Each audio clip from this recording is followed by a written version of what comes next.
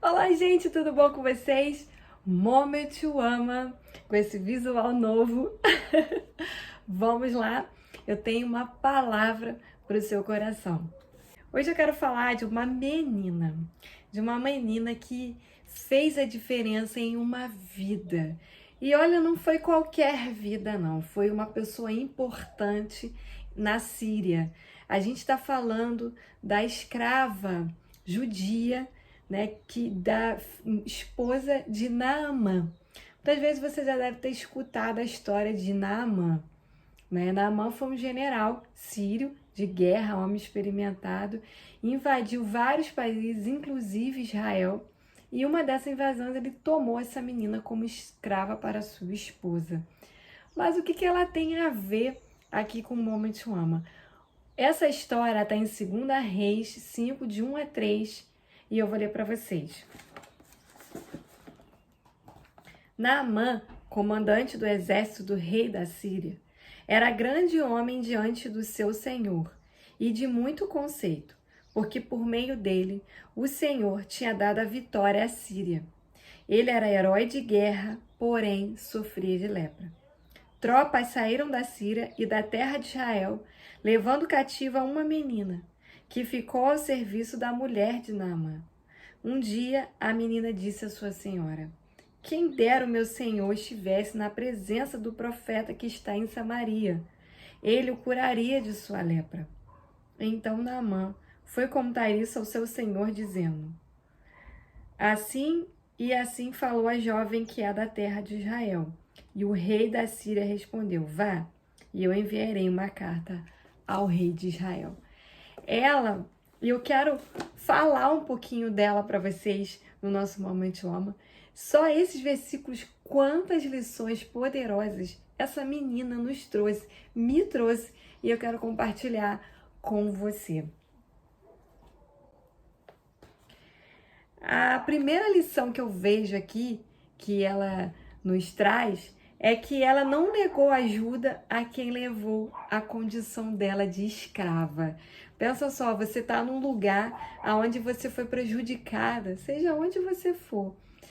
E mesmo assim, ela ajudou o seu servo. Pensa, ela saiu da sua casa, de um lugar de conforto, de um lugar onde ela era amada, querida, foi para um outro país, com outra cultura, com uma vida que não tem nada a ver com a dela.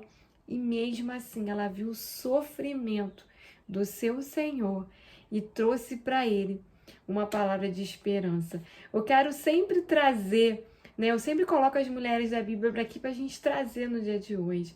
Reflita comigo, mulher. Algo aconteceu para você, alguém te machucou ao ponto de te magoar.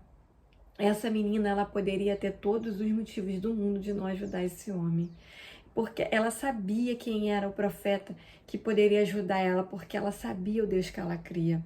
E ela sabia que mesmo na condição que ela estava, ela poderia ajudar e salvar a vida de uma pessoa. Será que eu e você, se vivesse nessa situação ou na situação bem parecida com essa, nós levaríamos a palavra de fé, de amor, de salvação para a pessoa que nos magoou, que nos deixou nessa condição?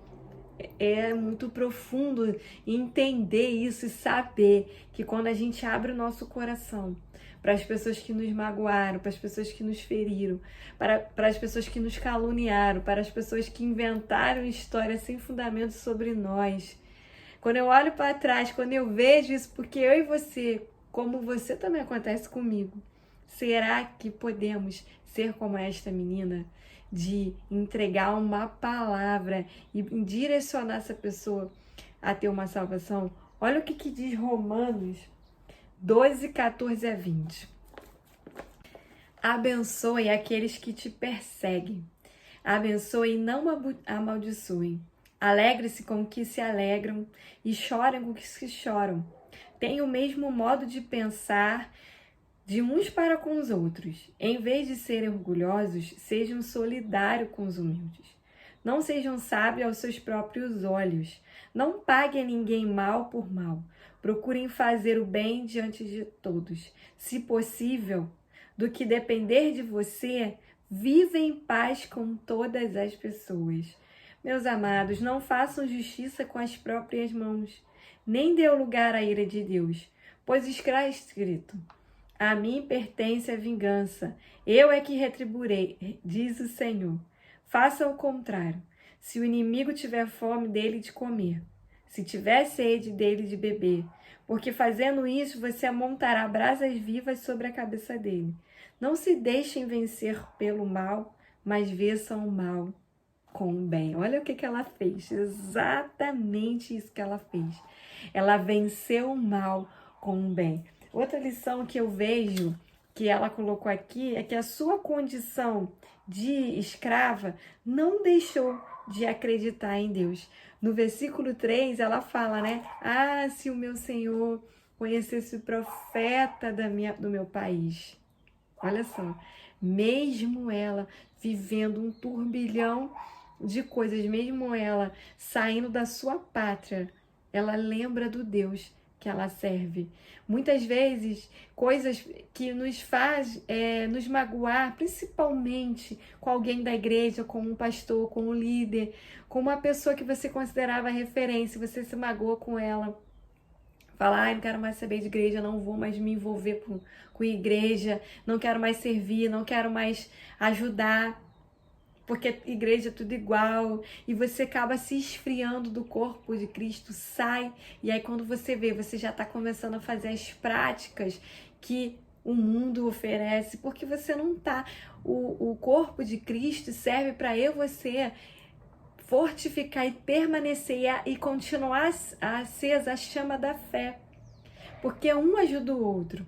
Em qualquer lugar que você vá, você vai encontrar defeito em alguém. Em qualquer lugar que você vá, você vai encontrar algo e essa pessoa vai te machucar, vai te magoar. Mas o segredo da vida é o que você faz quando isso acontece. Essa menina não deixou de crer em Deus, ela não deixou de continuar crendo que Deus é Deus e continua sendo Deus governado no seu trono e que nada e ninguém pode mudar quem é Deus. Ela entendeu que pessoas são pessoas e Deus é Deus. Ela entendeu que pessoas podem magoar, mas Deus nunca vai nos magoar. Pessoas podem nos trair, mas Deus é fiel. Pessoas podem nos iludir, mas Deus é a verdade, Ele é a verdade. Ele é o caminho, a verdade e a vida. Pessoas podem nos ferir, mas Deus é que nos dá a saúde plena. Ela entendeu, mas ela sabia que naquele lugar existia uma pessoa que poderia ajudar o seu Senhor. E você, menina, e eu, tantas coisas. Gente, eu sou de igreja desde que eu sou pequena. Eu já passei por tantas coisas na igreja. E eu continuo firme no Deus que eu sirvo, sabe por quê? Porque Deus para mim é o meu Pai.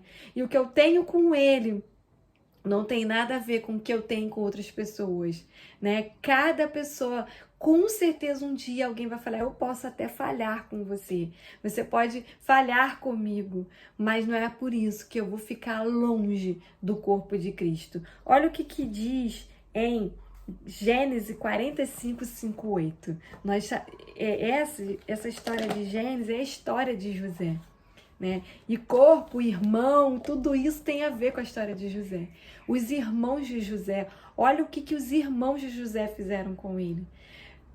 Botaram ele no poço, depois venderam ele, né, para um outro país, uma outra cultura. Ele ficou longe da família dele, sem fazer nada. Ele foi injustiçado a vida dele inteira. Ele foi preso, acusado por uma coisa que ele não fez, foi esquecido na prisão. E quando Deus completou aquilo que ele tinha para a vida dele, olha o que ele falou para os seus irmãos quando ele foi se revelar a ele. Gênesis 45, 5, vou ler de 5 a 8. Agora, pois, não fiquem tristes nem irritados contra vocês mesmos por terem me vendido para cá, porque foi para a preservação da vida que Deus me enviou adiante de vocês. Porque já houve 2 anos de fome na terra e ainda restam 5 anos em que não haverá lavoura nem colheita. Deus me enviou adiante de vocês para que fosse conservado para vocês um remanescente na terra e para que a vida de vocês fosse salva por meio de um grande livramento. assim, não foram vocês que me enviaram para cá, e sim Deus que fez de mim como que um pai de Faraó, e o Senhor e toda a sua casa, e como governador em toda a terra do Egito. Ele viu que foi Deus que, apesar das circunstâncias injustas que aconteceu na vida dele, levou a ele ao propósito maior de salvar vidas. Talvez aí você sofreu uma injustiça, você sofreu uma calúnia, você sofreu algo. Você pensa assim, caraca, eu não fiz nada, mas eu tô sofrendo. Creia, isso é para que você, primeiro, fortaleça a tua fé em Jesus, para que você conheça o Deus que você serve, e segundo, vai levar você o propósito que Deus tem para a sua vida. Ela creu nisso. Ela só estava ali, essa menina só estava ali com um propósito, de salvar a vida do general Naamã. Não devemos desanimar e nem se afastar do propósito de Deus por causa das circunstâncias. Muitas são aflições dos justos, mas o Senhor o livra de todas. Olha o que diz em Tiago 1, de 2 a 4.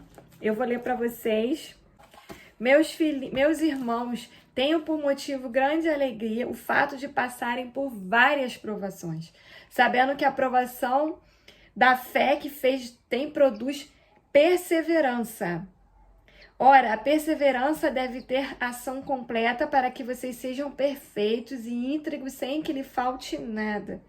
Bem-aventurado e aquele que suporta com perseverança a provação, porque depois de ter sido aprovado, receberá a coroa da vida, a qual o Senhor prometeu aos que amam. Como eu falei aqui para vocês, a nossa provação, aquilo que a gente tem passado, é para produzir em nós perseverança de fé em Jesus Cristo. Nada na nossa vida é por acaso. Deus usa todas as circunstâncias para ter um relacionamento íntimo com a gente e fazer com que a gente persevere na sua palavra. Tá difícil, tá doendo, tá machucada? Entrega a tua alma ao Senhor. Derrama ele, libera esse perdão para as pessoas que te magoaram e continue perseverando em fé. E a última coisa que ela bota aqui, que eu boto, né, que eu achei a lição, é que devemos seguir em paz com todos, mesmo aquele que nos prejudica. Olha só o que diz Mateus 5, de 43 a 48. Vocês ouviram o que foi dito? Ame seu próximo, odeie seu inimigo. Eu, porém, lhe digo, ame os seus inimigos e orem pelos que te perseguem, para demonstrarem que são filhos do Pai de vocês que está nos céus, porque ele faz o sol nascer sobre os justos e os injustos. Porque se vocês amam aqueles que o amam, que recompensa terão? E os publicanos também não fazem o mesmo? E se saudarem somente os seus irmãos, o que é que estão fazendo demais? E os gentios também não fazem o mesmo, portanto, sejam perfeitos, como é perfeito o Pai de vocês que está no céu. Nós precisamos do perdão e do amor do Senhor. Nós também magoamos, nós também erramos com o Senhor e com o próximo. Então, Deus nos convida hoje a liberarmos e vivermos em paz com todos, com qualquer um, mesmo aqueles que nos perseguem, que nos caluniam, que nos ofendem, que nos magoam. Esses nós devemos viver em paz, com liberar o perdão. Claro, com os limites, sempre com os limites, porque temos que nos dar valor, mas não ficar preso a isso, mas avançar e seguir aquilo que o Senhor tem para mim e para você, um propósito de vida, para que todos reconheçam que somos filhos de Deus.